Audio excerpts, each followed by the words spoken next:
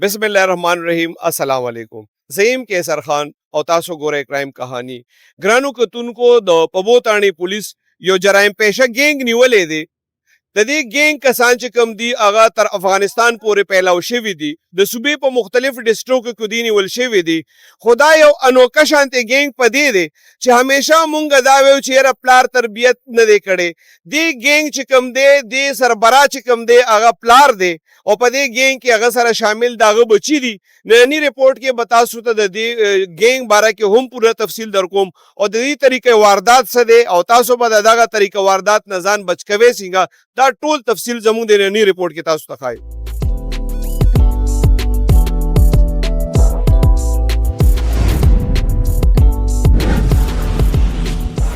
نظم خان نن تاسو یو ګینګ نیولې دی د دې ګینګ باره کې لږ راته ووایئ چې کوم باره کې تاسو پریس کانفرنس هم کړی دی چې دې کې څومره کسان دي د کوم ځای دي او د دې طریقه واردات څه دی دا خو څنګه چې تاسو وکتېدل نو دا بیسیکلی افغان نیشنلز دی په مختلفو ځایونو کې پاتې کېږي دې نه مخکې پېښور کې پاتې کېدل مردان کې دا پاتې شوي دي ځای په ځای او اوس په بي د ریسنټلی دی راغلي دی په کرایه باندې ځان له کور نیسي او دا 15 کسان دي یو ورسره لوکل د دې ځای دی هغه ورسره هم ملګري شوي دا 4 کسان چې دي نو دا افغانیان دي او دا پلار دی ورسره چې کوم دی زامن دي د دې طریقې واردات چې کوم دی هغه دا دی چې کم خلک په چنګچیانو کې یا پرکشو کې یا بازارونو کې کم دی ګوري چې داسې رش والے ځایونه وي نو دی د جیبونو نه موبایل فون وباسي یا مطلب دا د پیسې د جیب نه وباسي دی په خپل هغه کې تفتیش کې دام ویلې چې دی اکثر د پاره مین چې کم په ګڼ بازارونه وي په هغې کې اکثر چې کم دی دوی ګډ کېږي یا د دې نه علاوه چې کم دی داسې په سټاپونو باندې ودرېږي او ګوري چې یاره کومو خلکه بازار ته راغلي دي سودا سلف دپاره راغلي دي نو هغې سره په رکشو کې کینی او یو کس سره په موټر سایکل باندې رواني باقاعده دی چې کوم دی په هغې کې واردات کوي بیا کوزیږي په سټاپ باندې او په موټر سایکل د هغه ځای نه خپې وباسي دې کې تاسو یاد کړئ چې 15 کسان دي څونه وخت نه وارداتونه کوي یا مخکې نیول شوي دي دی مخکې هم ریکارډ یافته دي مختلف ډسټرکو کې دی نیولې شوي دي خو دلته کې په فرست ټایم باندې دا اریسټ شو او دی اوس تقریبا میاشت نیمه نه دلته کې راغلی او میاشتې ونی مو شوه هارډلي او په هغې کې چې کوم دی دلته کې دی دا واردات کول دي دې نه ریکوري څه شوي دي ریکوري خو د دې نه مونږ تقریبا 41 موبایل فونز دي مختلف هغه کې هغه مو دي ریکور کړي دي د دې نه علاوه د دې نه مونږ پیسې مو دي ریکور کړي دي چې کوم خلکو نه دي پیسې د جیبونو نه ویستې وي هغه مو ریکور کړي دي او دې سره سره چې کوم دی بله دغه خبره دا ده چې ډېرې موبایل فون چې کوم دي دا دی افغانستان ته هم لیږلي دي ځکه چې د دې په خپله وینا دا ده چې مونږ کوم موبایل فونز هغه کوو نو دا اوس چې مونږ دې سره کوم موبایل فون نیولي دا هم باقاعده دی لیګل خو چونکې دغه نه مخکې دی اریسټ شول دا اکثر مونږ خلک کتلی دي چې ملزمان ونیوي شي نو اکثر ورپسې مشران راشي ای وایي مونږ ته نه یو خبر تاسو وایي چې دې سره پلار هم په دې وارداتونو کې شامل دی بالکل دی کې ماسټر مایند چې کوم دی نو دی خپل پلار دی او ورسره نور زامن دي باقاعده دا د دې روزګار دی د دې کسب دی دا شی کوي سرجي څنګه چې تاسو وایي چې دې سره پاکستان هم دی نو مونږ اکثر دا اورېدلی دي چې افغانان دلته جرم نشي کولی خو چې سرپرستی یا سپورټ پاکستانیان نه کوي دا دې کیس کې هم دغسې ده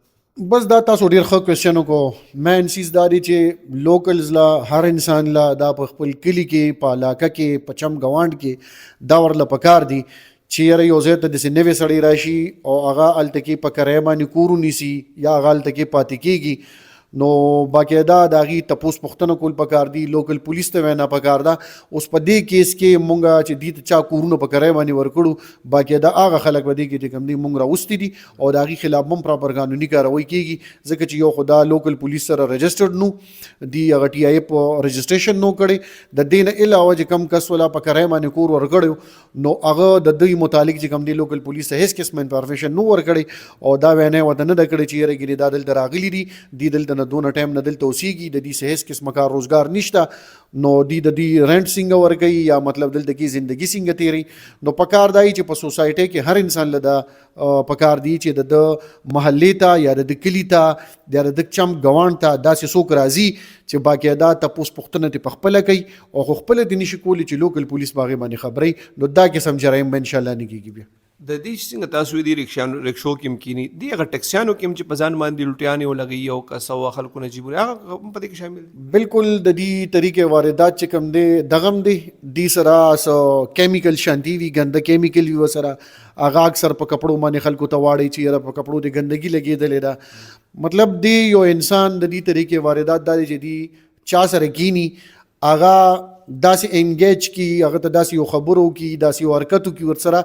چې هغه هغې سیس ته خیال شي او دغه دوران کې د دې جیب کې چې څه وسري وي هغه ته وباسي. کم خلک چې د دې متاثرین دي که نه هغې ته څه وایې تاسو مطلب چې خلکو دې خلکو نه څنګه طریقې سره ځان بچ کوي د سورلو په ګاډي کې په بازارونو کې په چنګچیانو کې؟ بس دا خو کیسر خان ګوره داسې دی چې په هر انسان باندې د خپل ځان او د مال حال حفاظت چې کوم دی د خپل ځان کول دا فرض دی.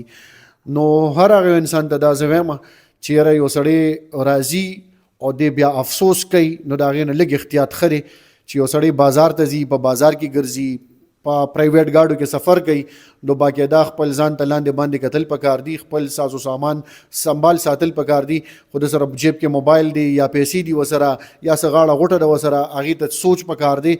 دا بېغوري نه پکار دا هر یو څیز چې کېږي دا په بېغورۍ باندې کېږي. تاسو وایئ چې د نورو ډسټریکو کې نیول شوي هم دي او بیا رهایي هم دې ته میلاو شوې ده د دې خلاف داسې دفات نه وي که وجه صحیح چې دا زر روزي؟